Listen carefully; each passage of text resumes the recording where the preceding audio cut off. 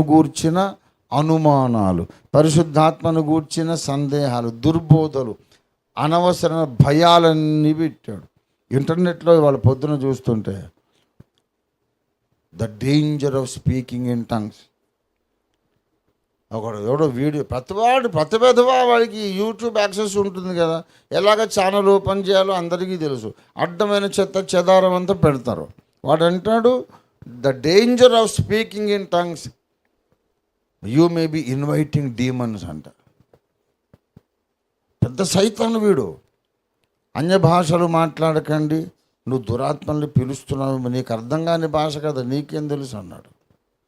అలాగైతే మరి మేడగదిలో ఎన్ని దయ్యాలు వచ్చి ఉండాలి? 120 మంది పరిశుద్ధాత్మ వారికి వాక్శక్తి అనుగ్రహించిన కొలది అన్య భాషలలో దేవుని స్తుతించారు. ప్రియులారా, అన్య